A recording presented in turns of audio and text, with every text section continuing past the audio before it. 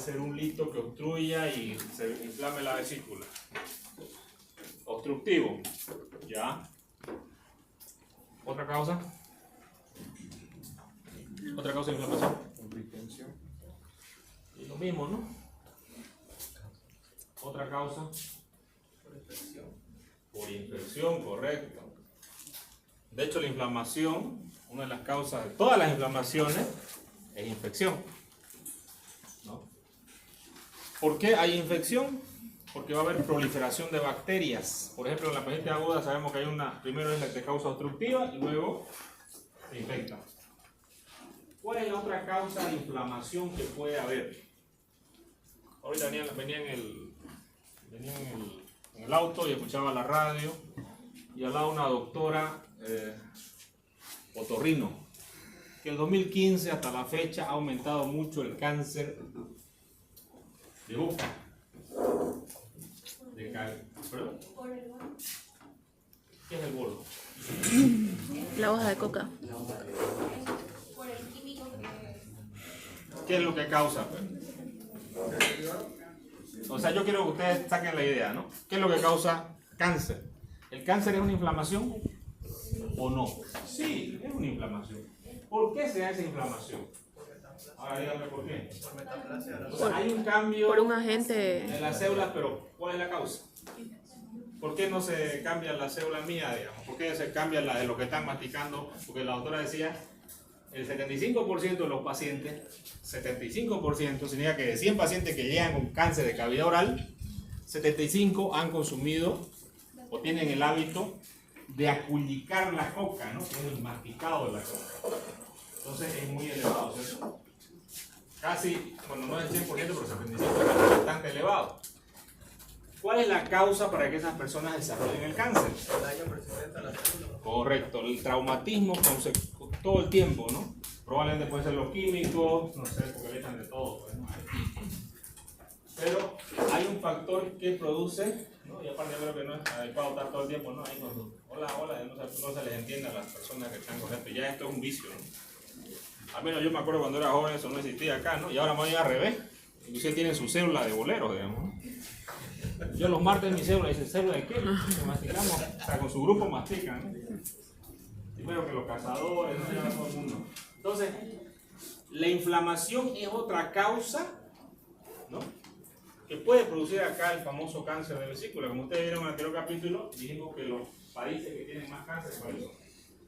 Bolivia, Chile, los países que tienen mucho cáncer de vesícula. ¿Y por qué se produce en la vesícula el cáncer?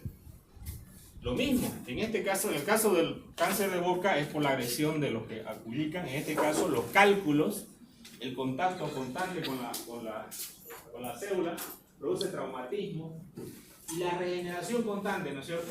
¿Nuestra piel constantemente está regenerando o no? Sí.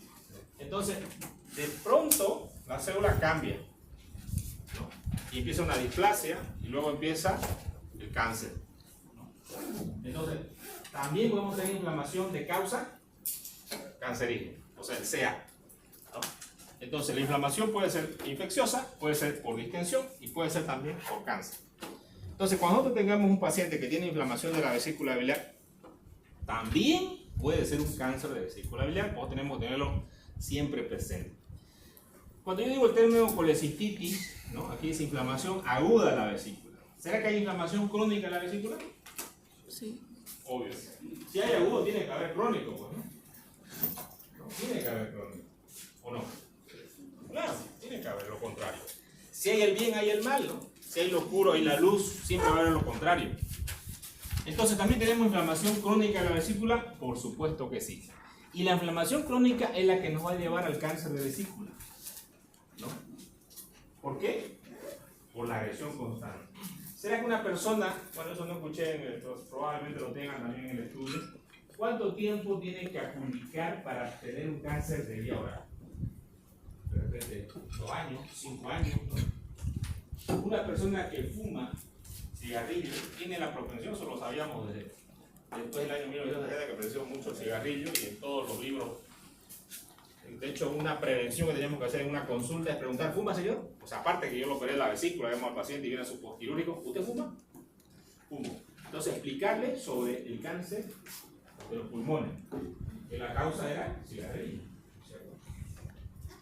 Cuando el paciente tiene una inflamación, también puede hacer cáncer. ¿Cómo nosotros diagnosticamos esta enfermedad de la colitis aguda? Para empezar, el dolor es un dolor característico, un dolor constante, no es cólico, ¿no? Y justamente esa es la diferencia importante que nosotros tenemos que tenerla. El cólico es un dolor tipo retorcijón que va y viene, y después le pasa. Ese es el tipo cólico. Entonces, para el tipo cólico estamos hablando de una extensión, o sea, puede ser que sea por la obstrucción, pero de pronto el paciente mejora con la posición, ¿no? Ese es un cólico. Pero cuando hablamos de la colitis aguda es un dolor constante. El paciente siente como si le estuvieran poniendo una piedra pesada ahí, ¿no? Y siente dolor, incluso algunos se doblan. La inflamación de la vesícula, ¿no? De las paredes de la vesícula, uno la puede detectar con una ecografía. Y de hecho, como se inflama el músculo liso y está en contacto con la pared muscular, ¿no? Generalmente hay una ley de Stock, ¿no? Tocada, que esa ley dice que todo músculo liso se dilata, ¿no es cierto? Y todo músculo estriado se contrae. Entonces se aplica en la colitis aguda, se aplica en la pancreatitis, ¿no? Se aplica en la apendicitis aguda, y en este caso el paciente tiene dolor. Entonces uno aprieta el abdomen y suelta en el hipocondrio derecho, y el famoso signo de Murphy positivo es una característica de la expresión clínica. Pero ¿cómo puedo hacer yo que este cuadro se me enmascare? Colocando analgésico, o que el paciente haya consumido analgésico. Entonces puede ser que yo, esta sintomatología que es característica del paciente con colitis aguda, yo la pueda o sea, no la tenga el paciente porque tomó calmante o le inyectaron algún calmante y el paciente viene sin el dolor. ¿En qué consiste el tratamiento convencional? ¿No? Consiste en la colecistectomía. Cuando decimos ectomía, indica extraer la vesícula biliar de forma laparoscópica inmediatamente. ¿Qué quiere decir esto? Que un paciente que tiene colitis aguda debe indicarse la cirugía de colecistectomía. Nosotros en la medicina tenemos aforismos, ¿no es cierto? O aforismos y también indicaciones que han cambiado en el tiempo, ¿no? Por ejemplo, cuando yo era residente hace más de 20 años, los pacientes los teníamos que enfriar. Una colitis aguda llegaba, ¿cómo lo enfriábamos? Colocándole antibióticos, ¿no? Analgésicos, y bueno, al paciente le pasaba el dolor y lo programábamos para cirugía en una semana, ¿no es cierto? Bueno, eso cambió. Hace tiempo, ustedes saben, cambió porque el tratamiento debe hacer colitis aguda las primeras 72 horas de iniciado el dolor. Esa es la indicación actualmente. O si no lo opera usted en las 72 horas, lo enfría el cuadro y lo va a operar después de 2 semanas al paciente. ¿Y por qué no lo opera en ese periodo entre las 72 horas y los 14 días? Porque en ese periodo de tiempo, el paciente puede estar muy adherido los órganos a estas estructuras y usted puede causar lesiones de vía biliar, lesiones de intestino y otras lesiones que pueden ser catastróficas para el paciente. Y nosotros siempre vamos a valorar riesgo-beneficio, ¿no es cierto? Siempre vamos a querer hacer una cirugía para tener menor letalidad con el paciente. Entonces la indicación es las primeras 72 horas de iniciado el cuadro, ¿no? ¿Y qué dice ese libro que es actual? Dice laparoscópica inmediata, ¿no? Yo siempre les traigo libros, ¿no? Porque ustedes después pueden decir, pero te dijo esto y no sé qué, era mentira, digamos, ¿no? Bueno, y yo no dije, dijo libro, ya, por si acaso, ¿ya? Y los libros son bastante actuales y la indicación actual es esta, ¿ya?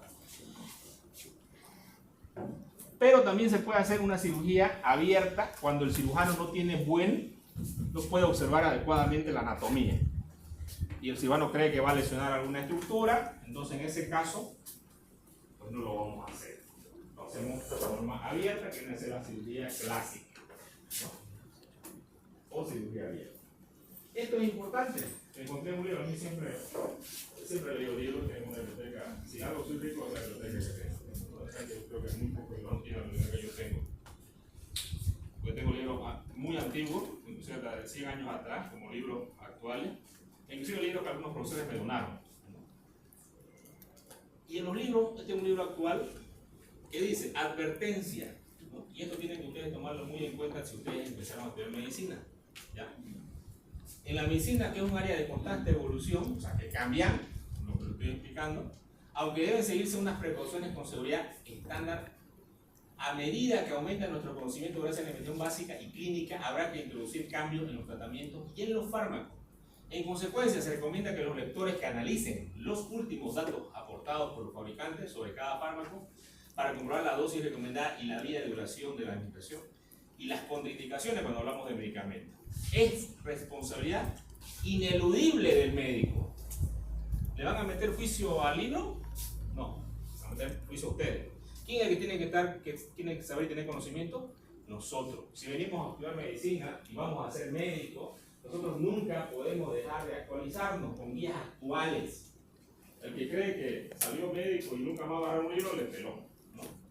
Porque a menos si atiende pacientes va a tener que, porque también puede ser que no atienda pacientes. No, en ese caso no sé, estudiar otra cosa, pero no estudiar libros de medicina. Bueno, puede ser seguir siendo médico, ¿no? Como los auditores médicos.